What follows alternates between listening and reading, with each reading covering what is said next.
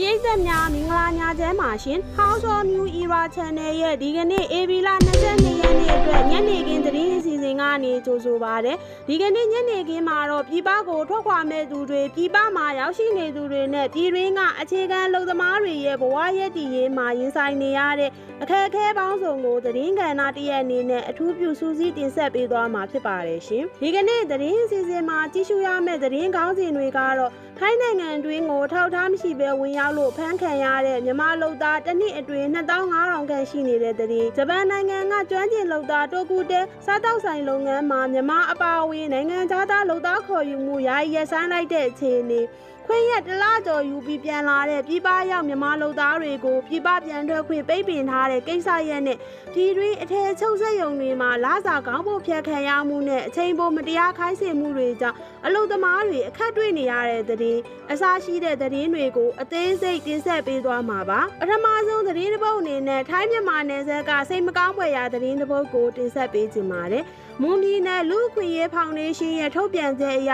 2025ခုနှစ်တစ်ခုနှစ်ထဲမှာတင်ထိုင်းနိုင်ငံထဲကိုအထောက်အထားမရှိဘဲတရားမဝင်ဝင်ရောက်ခဲ့လို့အဖမ်းခံရတဲ့မြန်မာရွှေပြောင်းလုပ်သားဟာ2500ခန့်ထိရှိတယ်လို့သိရပါတယ်။ဖမ်းဆီးခံရသူတွေထဲမှာအမျိုးသားတွေသာမကအမျိုးသမီးကလေးငယ်တွေနဲ့တက်ကြီးရွယ်အိုတွေပါဝင်နေတာပါ။အခုလိုတွားရောက်ဖို့အတွက်အလုပ်သမားတွေဟာပွဲစားတွေကိုတည်ယူပို့ဆောင်ကအဖြစ်တအူးကိုထိုင်းဘတ်2000ကနေ2000ခွဲအထိပေးချေခဲ့ရပေမဲ့တကယ်တမ်းဖမ်းဆီးခံစားရချိန်မှာပွဲစားတွေကကိုလိုယုံထွက်ပြေးသွားတတ်ကြပါတယ်။ VIP လမ်းကြောင်းဆိုပြီးလိမ့်လဲခေါ်ဆောင်ခံရတာတွေလည်းရှိနေပါတယ်။အခု2026ခုနှစ်ပထမ3လအတွင်းမှာတွင်ထပ်မံဖမ်းဆီးခံရသူ882ဦးရှိနေပြီးဒီလိုဖမ်းဆီးခံရသူတွေကိုထိုင်းအာဏာပိုင်တွေကမြန်မာဘက်ကိုပြန်လည်လွှဲပြောင်းပေးရမှာစစ်ကောင်စီဘက်ကစစ်မှုထမ်းမှုအတင်းအဓမ္မခေါ်ဆောင်တာတွေငွေကြေးနဲ့ပြန်ရွေးခိုင်းတာတွေရှိနေတဲ့အတွက်လူသမားတွေမှာအဖက်ဖက်ကနစ်နာမှုတွေကြုံတွေ့နေရပါတယ်။ဆက်လက်ပြီးဂျပန်နိုင်ငံကိုတွားရောက်လုပ်ကိုင်မဲ့မြန်မာလုပ်သားတွေအတွက်အရေးကြီးတဲ့အပြောင်းအလဲတစ်ရပ်ကိုတင်ဆက်ပေးပါမယ်။ဂျပန်နိုင်ငံမှာတိုကူတဲလို့ခေါ်တဲ့ကျွမ်းကျင်လုပ်သားအစီအစဉ်နဲ့စားတောက်ဆိုင်လုပ်ငန်းတွေမှာ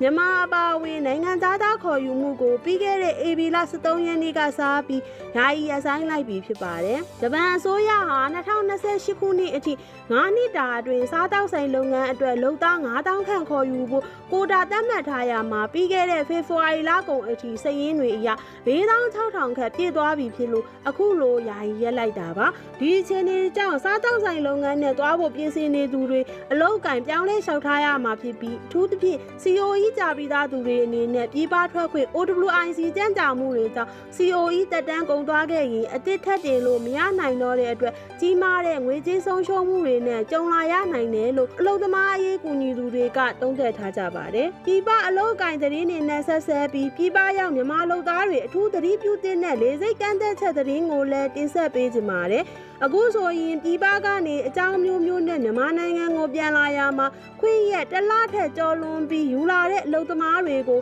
အလုပ်သမားဝင်ကြီးဌာနကပြည်ပကိုပြန်လည်ထွက်ခွာခွင့်ချမပေးပဲပိတ်ပင်ထားတယ်လို့သိရပါတယ်။မိဖွားဖို့ကျန်းမာရေးကုသဖို့နဲ့မိသားစုကိစ္စတွေကြောင့်ခွင့်ရရှည်ယူပြီးပြန်လာသူတွေဟာအခုလိုတရားဝင်ကြေညာချက်မရှိပဲလေစိတ်မှာပြန်ထွက်ခွင့်ပိတ်ပင်ခံရတာကြောင့်လုပ်ငန်းခွင်ကိုအချိန်မီမပြန်နိုင်ပဲအလုပ်ပြုတ်မဲ့အခြေအနေထိရင်ဆိုင်နေရပါတယ်။တချို့သောလုပ်သားတွေဟာအလုပ်မပြုတ်ရေးအတွက်30ကနေ40အထိပေးရတဲ့ VIP လမ်းကြောင်းတွေကိုအသုံးပြုပြီးပြန်ထွက်နေရတယ်လို့ဆိုပါတယ်။ဒါကြောင့်ပြည်ပရောက်လုပ်သားတွေအနေနဲ့အလွန်အရေးကြီးတဲ့ကိစ္စရပ်တွေကလွဲပြီးပြည်တွင်းကိုခွင့်နဲ့ပြန်လာတာမျိုးကိုဆင်ခြင်ကြဖို့အတိပေးနှိုးဆော်ထားပါတယ်။နောက်ဆုံးအနေနဲ့ပြည်တွင်းအထည်ချုပ်စက်ရုံတွေကအလုပ်သမားတွေရဲ့ခါတိလာတဲ့လုပ်ငန်းခွင်အခြေအနေတွေကိုတင်ဆက်ပေးပါမယ်။ရန်ကုန်မြို့လှိုင်သာယာမြို့နယ်ရွှေတန်လင်းစက်မှုဇုံမှာရှိတဲ့တရုတ်နိုင်ငံသားပိုင် Gas မြန်မာအထည်ချုပ်စက်ရုံမှာအလုပ်သမား800ဝန်းကျင်ရဲ့လစာနဲ့အချိန်ပိုကျွေးတွေကိုအချိန်မီမရှင်းပေးပဲတဝက်စီခွဲပေးနေတဲ့အတွက်အလုပ်သမားတွေလားနဲ့ချီပြီးအဆောင်လားကပေးဖို့ပါအခက်တွေ့နေရပါတယ်။ချိန်ပိုမစင်းရင်လည်းဖိအားပေးပြောဆိုခံရတယ်လို့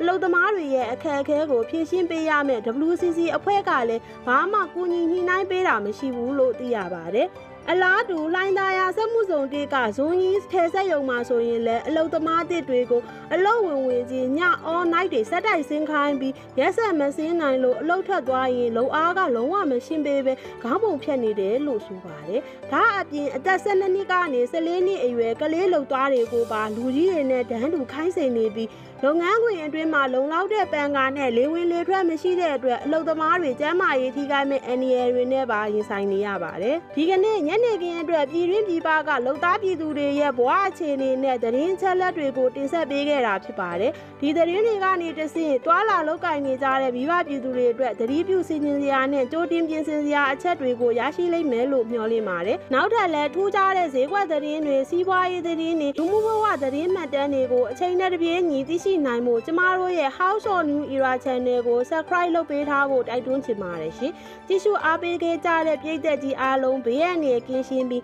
အေးချမ်းတဲ့ညချမ်းအချိန်လေးကိုပိုင်ဆိုင်နိုင်ကြပါစေရှင်။